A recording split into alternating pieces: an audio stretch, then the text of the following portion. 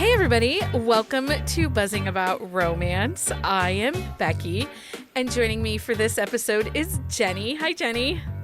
Hi, Becky. And Leah. Hi Leah. Hi, Becky. And Lindsey. Hello, Lindsey. Hello. Okay, so we are fired up, I think is the best way to describe this episode tonight, about this book, and not necessarily in the best way. I do want to caveat this with saying that we are not here to rip apart this book. We are not here to be mean or anything like that. These are just our thoughts. You know, we tried to give this book a chance. I do believe the Patreon members are trolling me with their picks, because I say this for Jen Ellen. I would rather read Megan Quinn than this book. Multiple Megan Quinns. Yeah. Also, this was like the wildest ride of books. And again, not in the best way. It was just a wild... Yep. I still am like, what did I just read? So, on tonight's episode, we are reviewing 9-Month Contract by Amy Daws. Who wants to tell us all the things we need to know before we start? I will. Okay. Okay, so it was originally released April 11th, 2024, but it is being re-released in October 20...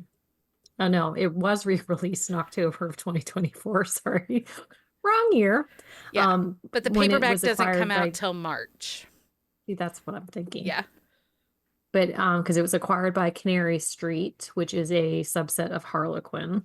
The tropes are close proximity, matchmaker, pregnancy pack / surrogacy, grumpy sunshine, although I would not necessarily call her sunshine. But she kind of is, but kind of isn't. But anyway, the series is the Mountain Men Matchmaker series. It is a series of standalones. It is multi-first person point of view, because you do get more than just two. The put out percentage is 56%. In the audio narrators, if you do the audiobook, are Teddy Hamilton and Aaron Mallon, and it is in duet formation narration. And it is available in ebook and Kindle Unlimited, and the audio is available in Hoopla. So I do want to talk about the audiobook real quick. I listened to the audio. I borrowed it from Hoopla. Teddy Hamilton sounds like he has a cold. Oh, really? Yeah. Through the whole book. And I know there was some issues last year, because I think that was one of the problems with another book that he narrated in that same time frame. The other thing with the audiobook is if you pull up the list of content, the content list, the menu, Okay. it has his name and the name Everly. And you're listening to the first chapter, and you realize that Everly is the niece's name. So I spent probably a good 17% of the book thinking that Everly was going to be the surrogate, because we do not meet Trista, the heroine, until chapter 5 or 6. Yeah, chapter 6. I was confused as well, because I listened to the audio. I didn't even look at who was I was doing other stuff. So I just turned it on, and then I was confused, because I'm like, his niece is, yeah. Yeah. And I want to be, I don't love this duet narration. It's jarring for me at times. It quickly takes me out of the book. But eyeball reading was not going to happen for me on this book. The duet didn't bother me. That was probably the only thing that I didn't even think about. Stacy was also confused. She says she didn't know it was a spinoff of a series. It is a spinoff for her Wait For Me series. Cozy and the Oldest Brother are the last book in that series. And that spins off to the brothers on the mountain. Yes. So, and I have to believe, I think that this is scheduled to be a 4-book series, but there's only 3 brothers on the mountain. correct? So I don't know if it's 4, fourth but there's probably only 3 Everly. on the. I would guess the fourth is probably Everly because she's introduced such a strong character. Yeah. that's what I think so too. And we'll talk about it. I have some thoughts about Everly. So this is the second book that I did where there's this random third person's POV. So I read the Piper Rain book, Mr. Broody, and in that book we get the little kids POV, like 5 or 6 chapters. It's weird to me. I mean, at least Everly's a grown up. She's 18, although she talks like she's 57. That's fair. Yeah, she does. That's fair. I don't always like it, but I don't think that it was a bad choice in this book because of the way it was introduced. Yeah. You know what I mean? I Like if it was just like a random chapter like halfway through, then I don't think it would have made any sense at all. But the fact that like it's at the very beginning and like she's the one that introduces a lot of this stuff, I don't think it's necessary, but I don't think it doesn't work at the same time. And as I was doing some research for this book, I saw where, like, Canary Street, Amy, they're marketing it for the fans of Pippa Grant, Megan Quinn, Tessa Bailey, which, okay, so, and if we're really honest, we all know that in the rom-com scheme of things, those aren't my authors. Right. I like a rom-com with a little bit more meat to the story and less potty humor. Well, Sometimes I need a good potty humor book, though. Maybe. Just saying. But it's gotta be good potty humor. Well, this is true. Right. Yeah. What were you going to say, Lindsay? There were a lot of things, a lot of choices that were made that were in the vein of rom-com ridiculousness. But the particular choices that were made did not work for me as a reader. And like I went into this book, full caveat, this book was never going to be on my TBR. This was never going to be a book for me just because of like the tropes and the concept and like I don't really want a book about surrogacy or things like that. Like I know that there's audience for that. There's something for everybody. It's not going to be for me. I knew going in it wasn't going to be for me. I tried to be open-minded, had a real hard time. So this book was not necessarily on my TBR, so to speak. So when we came up with the books we were going to cover in January, we decided to do either Harlequin stabled authors or authors that had a connection to Harlequin category romances. So Amy had, for a popular trendy book, Amy just got acquired by Canary Street, which is a new house under Harlequin.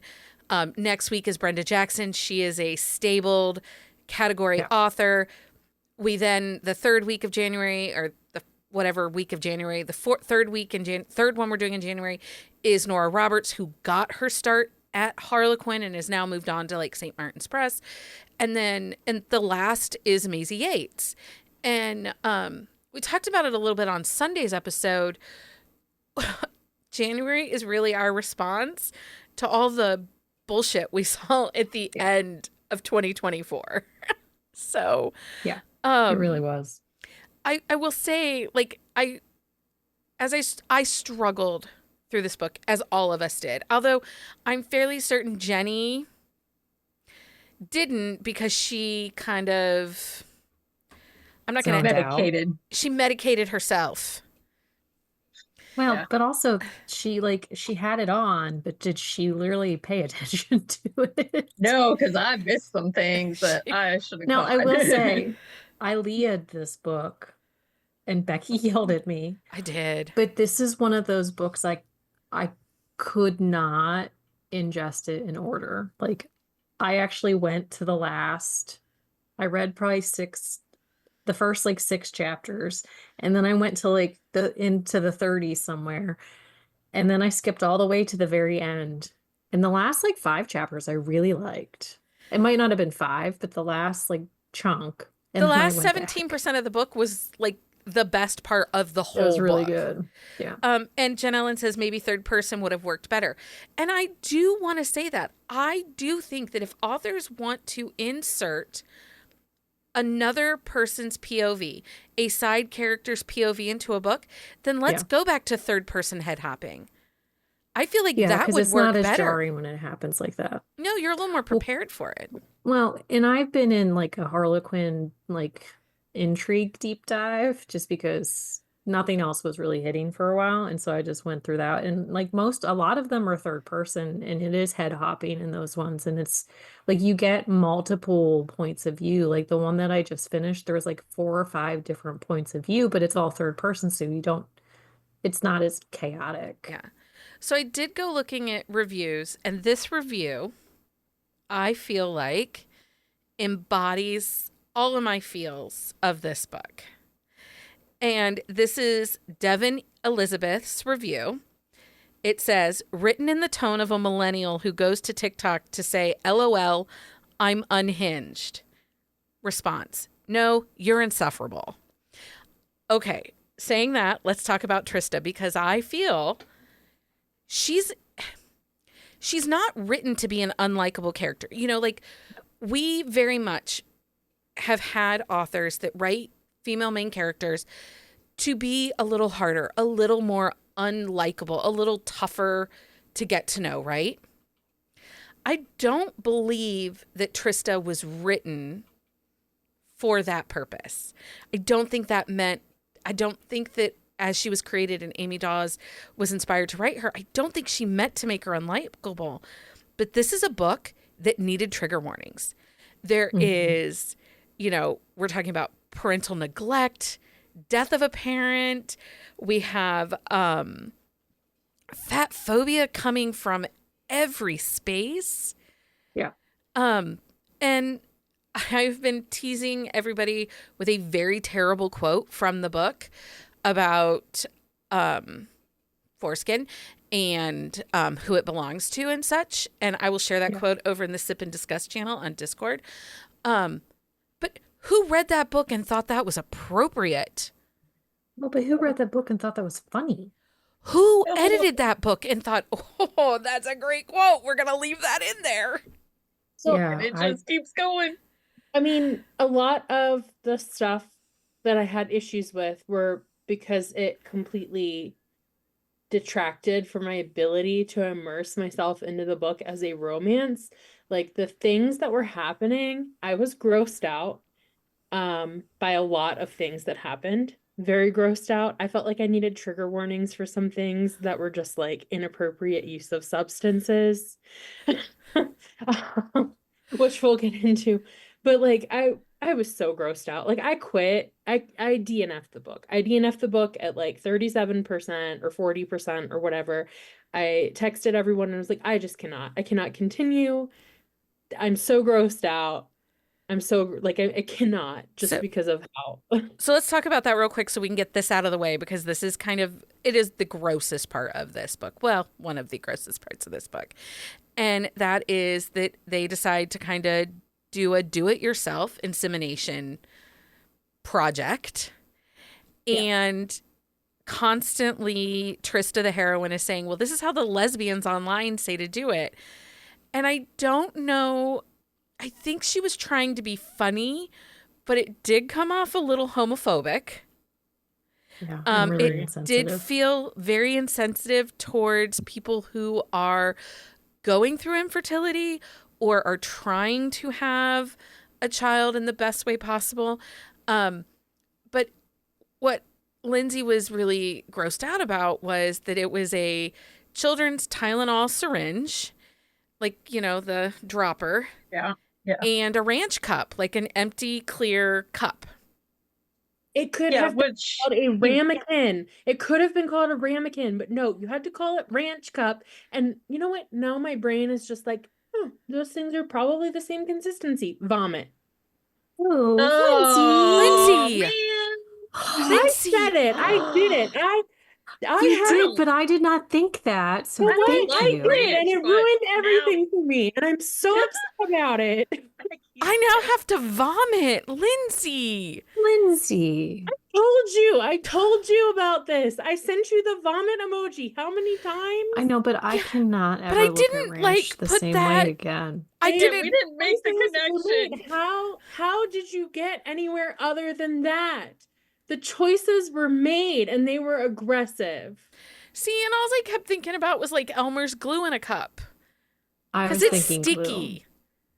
You Well, I know. was just thinking like the cup is way too freaking Well, small. Like, but also, I mean, I was he Okay. makes thinking, a I know mess Also, they of it, his wash but thoughts in his well. head as he's moving Right. things Yeah. along, you know, and like Moving there things was no consent for like, you know, I don't know. I want to say things here, but Michael warned me I'm going to get myself banned if I'm not careful. We're gonna get banned. You just need to stop. It was There were just choices made, and Lindsay took that too far. I didn't. I'm sorry. It's she how made. I can see how I that went there connection and would I be was made. just like, my first instinct when I read that scene was just like, I am really mad that I had to read this book because like I am grossed out generally by ranch. I do enjoy ranch dressing on my salad. I don't want it in my sex scene. Ever. No mentions of it. Ever. okay. We're going to move on from that. But my understanding is, and Jenni, the surrogacy process in the beginning that they talk about, the way they're screened and things like that. And these at-home kits are things, right? Like those were accurate. Right. Like I was happy with the accuracy of like, yeah, they're not gonna have a surrogate that's never been pregnant. Like we need to know how your pregnancies go, like what risk you have.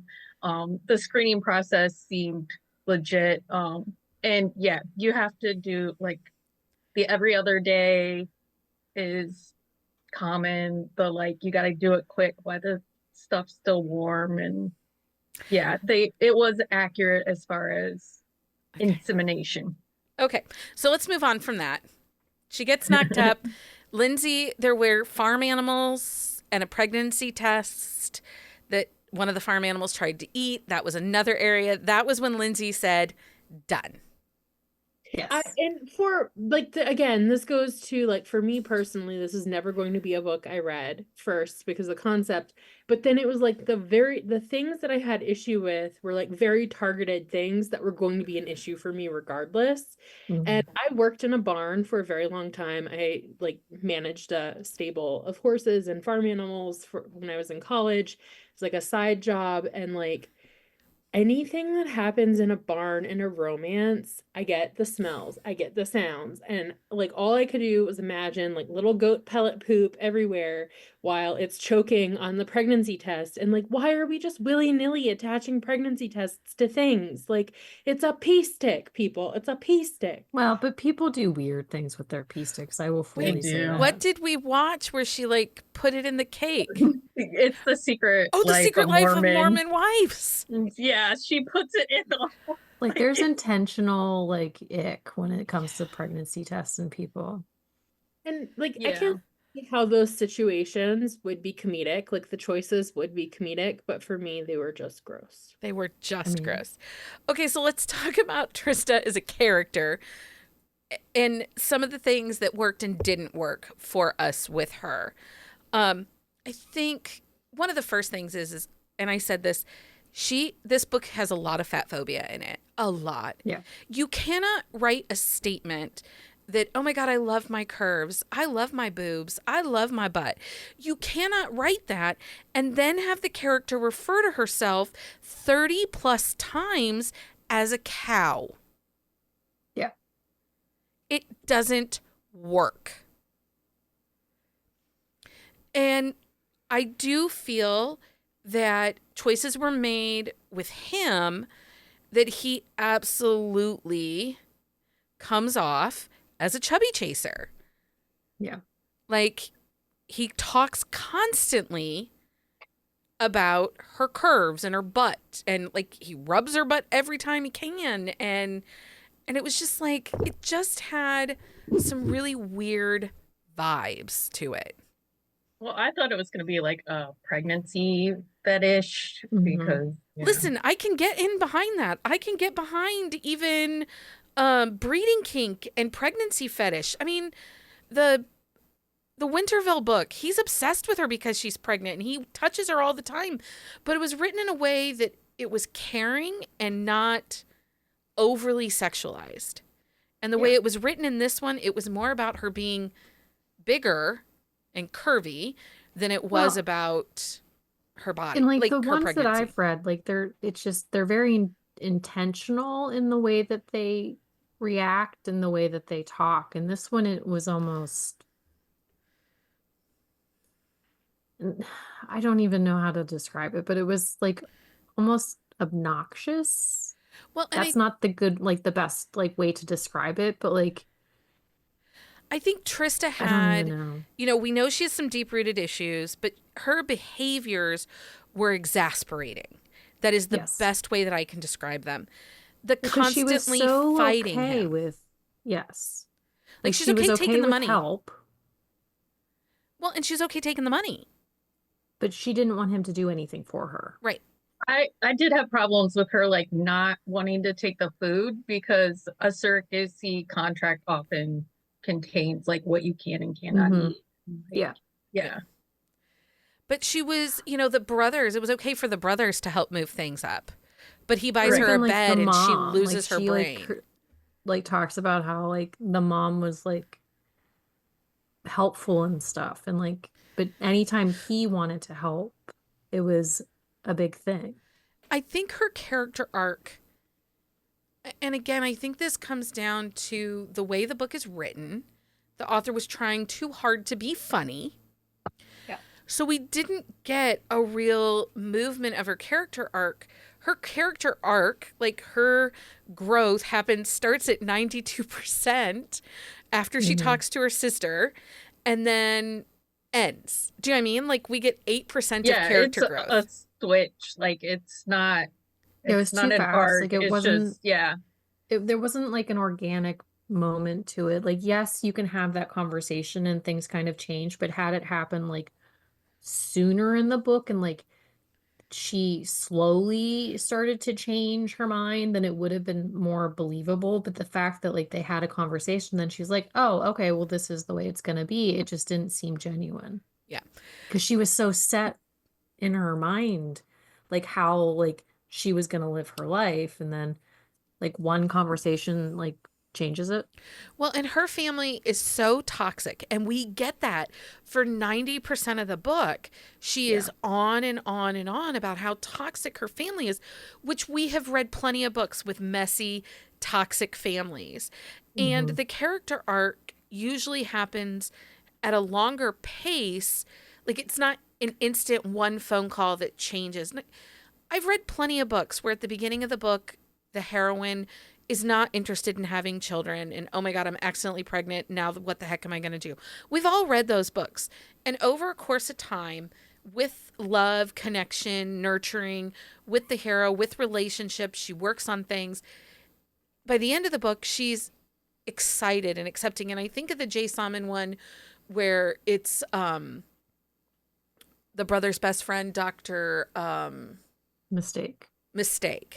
At the beginning of that book, she didn't want to be pregnant because of her medicines and because of all the other health issues she has. But as the pregnancy goes on and she works through things, she realizes that it's going to be okay. Like, I'm excited for this. Except with Trista, 92%, 91% of the book, she is very clear. I am not interested in having children. I have no relationship with my family. I talk to my sister maybe twice a year. Her sister left her when she was 17. They really are not close. But then we have one conversation with our sister at 91%. It flips the switch and all of a sudden you're like, yeah, I'm going to be a mom.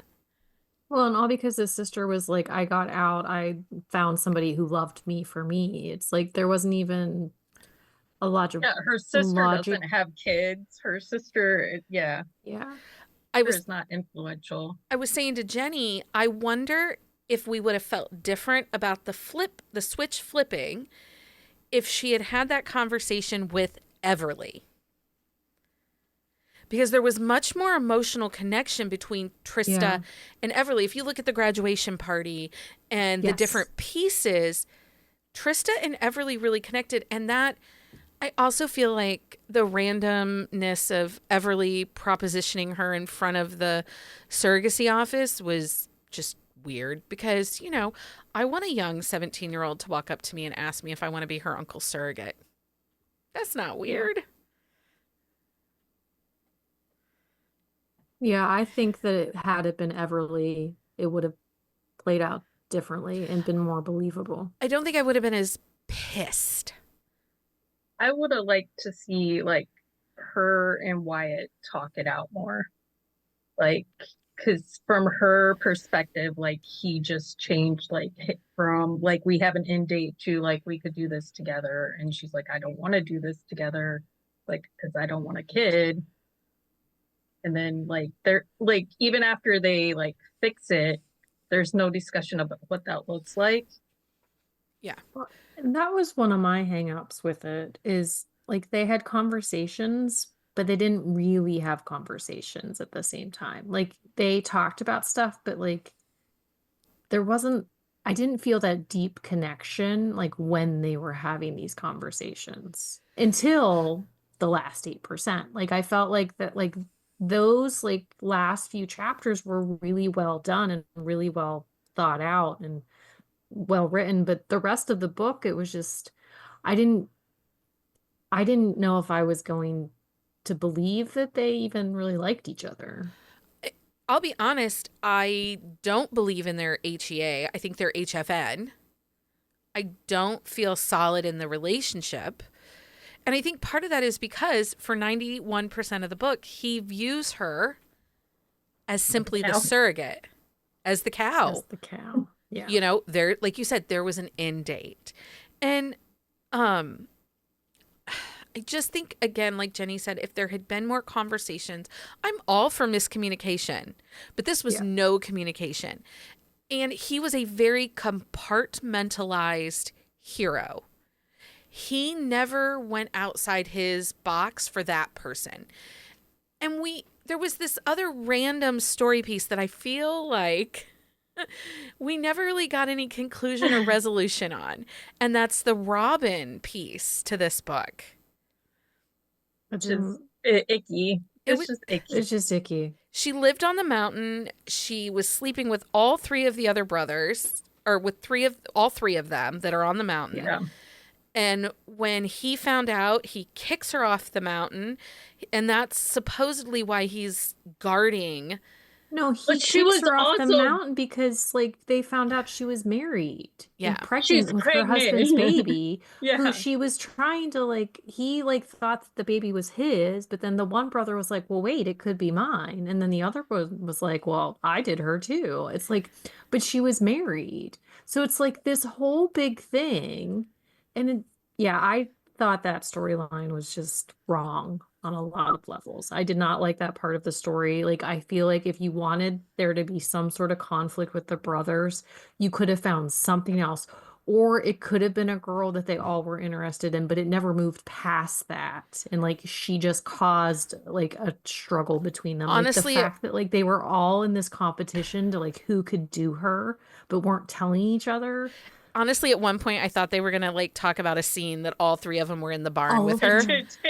I thought, we're going to have That's group okay, activities but in the barn. It has to be that kind of book.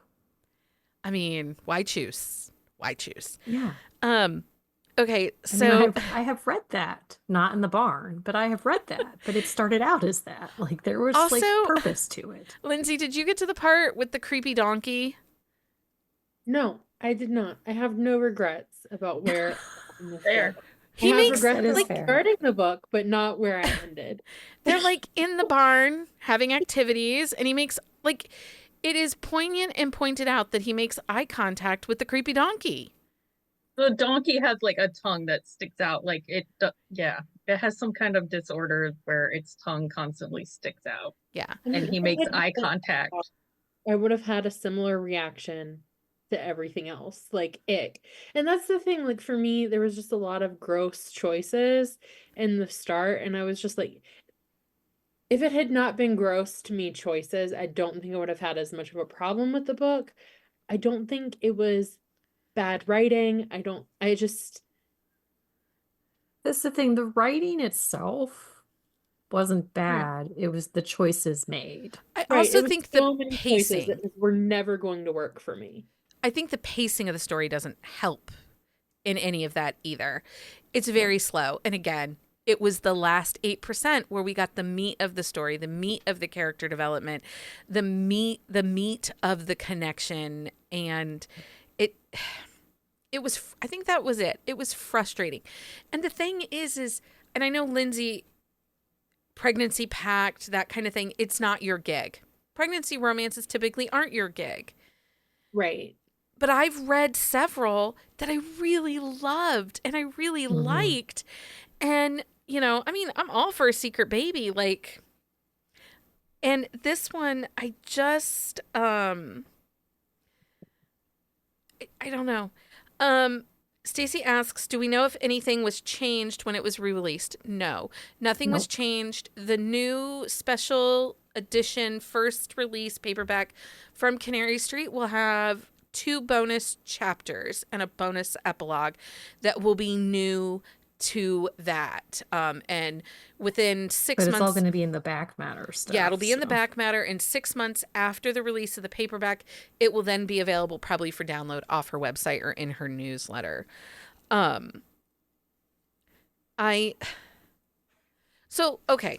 Is there anything else we need to talk about? I wanted to do a dramatic reenactment of the grossest quote that ever happened, but my husband says it'll get us banned from YouTube, and we don't want that to happen. So I will share it in the Sip and Discuss channel on Discord. But just remember the picture that I shared over there, because that will help you visualize my dramatic reading. I could make a video of my dramatic reading and putting in our Discord. I do Why want to don't say you do that? one thing. What's that? Just one thing. I think that the book, I think the author could have made one choice very differently that would have completely changed the outcome of the book. And instead of doing the at-home insemination kit, if they had failed with that and then wound up doing it the old-fashioned way, I think that would have been a very different book. I think that would have changed a lot. It would have brought chemistry into the book earlier. Because I thought about this a lot. I was like, why did I not like this? And it was because, like, I didn't feel like the book was a romance. No. Like, Well, no, go ahead. there was just no chemistry. There was no connection between them. And I think, like, that one choice, that one change to the book, for me, would have potentially made a big difference. I could have still done without the dang ranch cup. Well, and ironically that you say that, because I was just looking at the list of other like books that you could read if you like this kind of thing, and I think only 2 or 3 of them, they don't actually have sex to make the baby. I was going to say, all of mine, they have the sex to make the baby. I think I have like a couple where they don't. And that's it. Everybody else has the sex. Is there anything else we need to say about the book before we do our thumbs up, thumbs down? No, I don't think so. Okay, Jenni. Thumbs up, thumbs down, thumb sideways, dumpster fire. What do you want to call this? You're doing something else and you just need something and you're completely ridiculous. This is a book for you, but I wouldn't recommend it. So I guess I have to say them. Lindsey, thumbs up, thumbs down, dumpster fire. I DNF'd, so thumbs down. Thumbs down. Leah, thumbs up, thumbs down, thumb sideways, dumpster fire. I mean, had we not gotten that last 8%, I probably would have said dumpster fire, but it's just a thumbs down. Like, it just is not a book that worked right. Yeah. There was a lot of missteps in the choices made. And Yeah. I think the idea behind it and like the story would have been really good had different choices been made. Do you think, any of the 3 of you, that you would read the next book? Are you interested in any of the other brothers? Maybe. I don't know. I'm a little curious, but I'm not sure I would probably skim them. Skim them. Okay. Yeah. Um,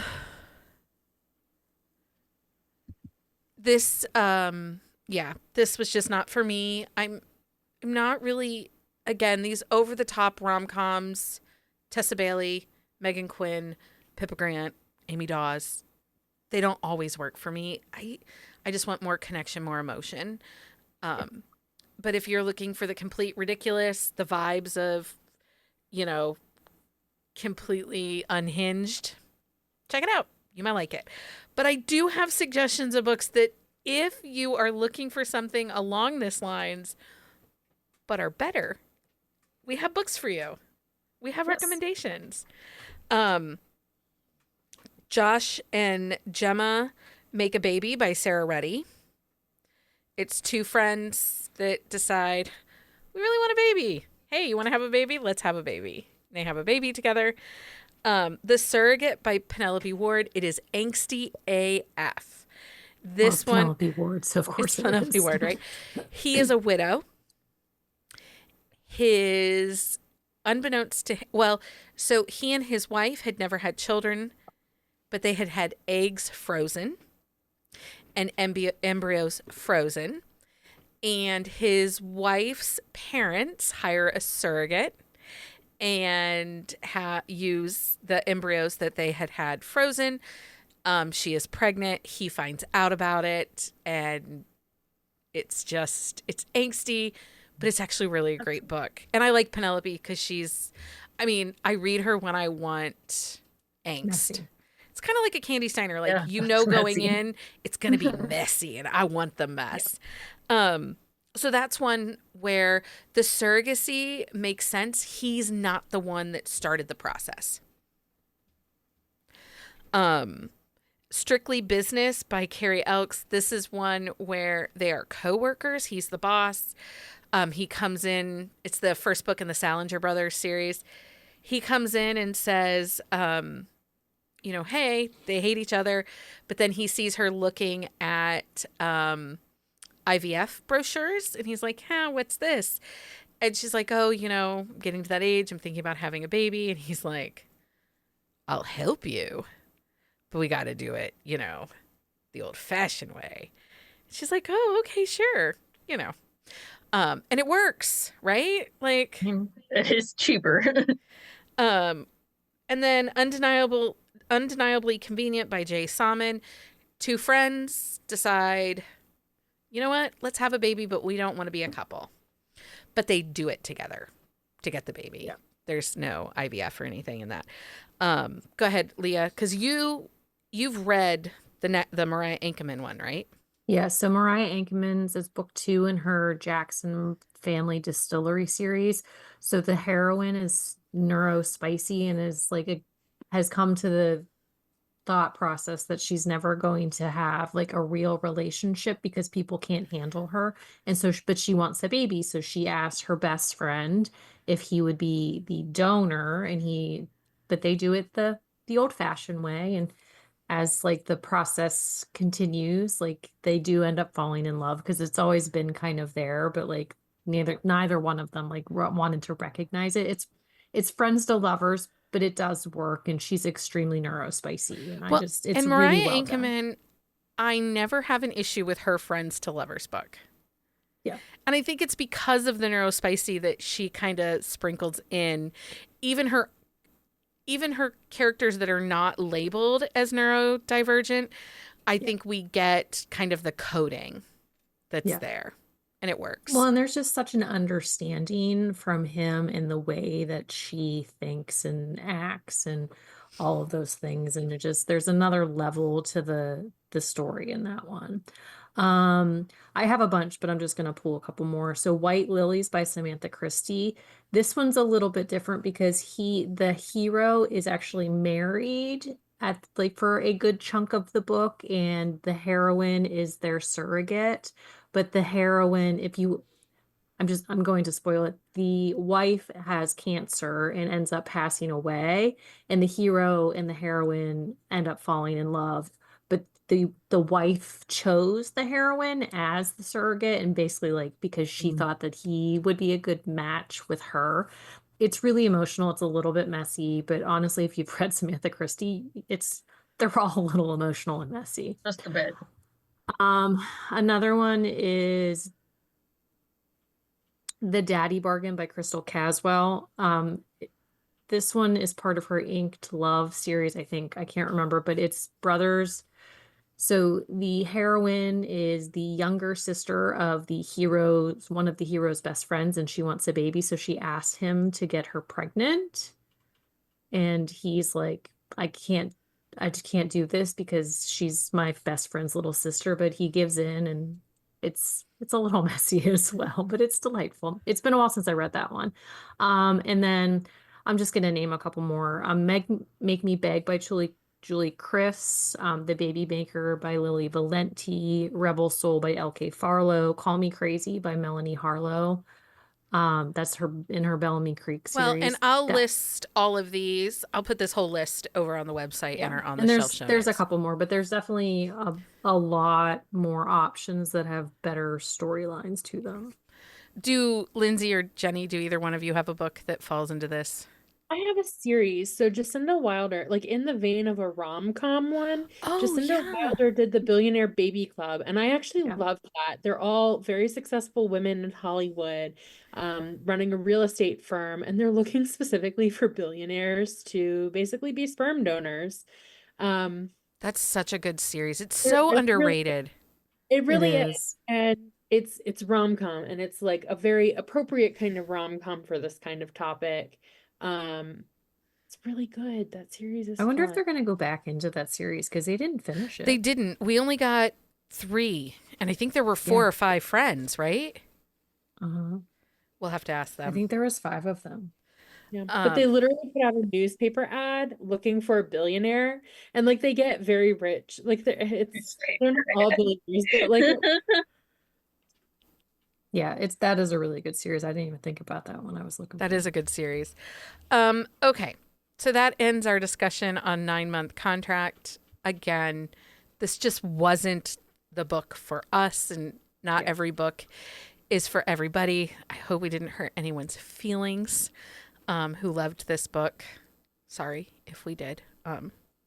Tried not to be completely unhinged, right? We did good. I think we were okay. try. You what? Lindsey did not try. Lindsey didn't even try. Okay, so we are Lindsey's like, so have you? Kylie Kelsey has her podcast, but she was talking about things that are out, and one of her outs is giving a fuck. Apparently, one of Lindsey's out for 2025 is giving a fuck. Oh, goodness, we are off to a start this year. Okay, so we are back on Sunday night. We are going to have some special guests to come hang out with us. They are all Harlequin category authors. I'm not 100% who all is in the group that's coming. But I do know it's Maisie Yates and friends, basically. She invited her friends.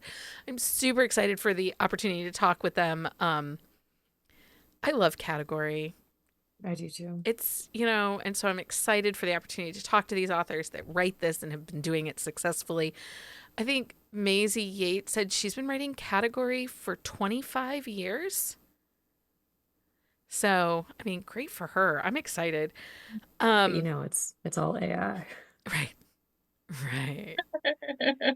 Yeah. Only I if had you were to, I couldn't leave born it go. after 2003 would you say that. Yeah. Okay.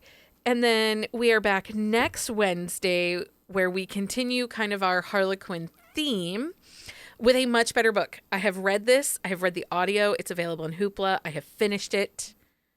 And I love this family. Like, I would like to be adopted into this family.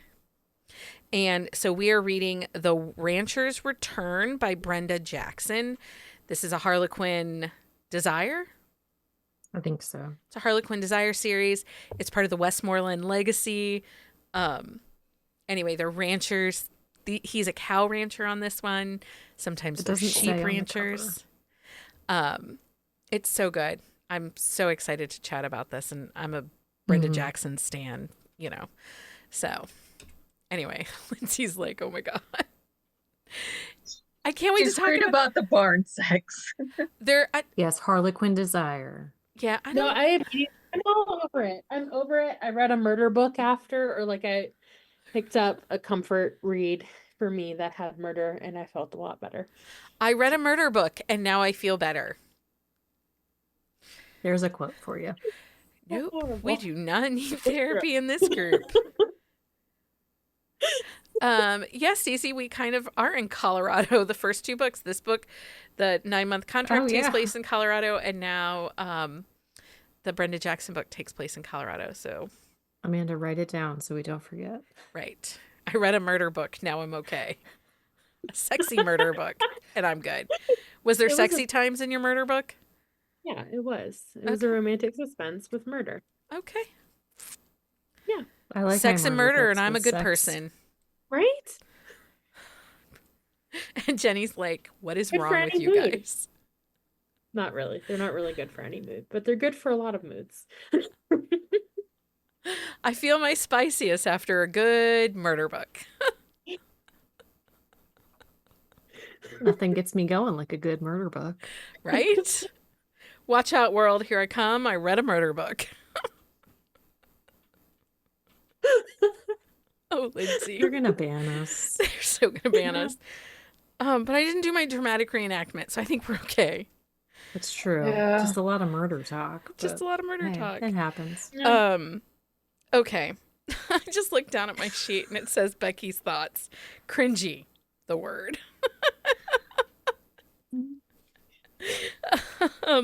Okay.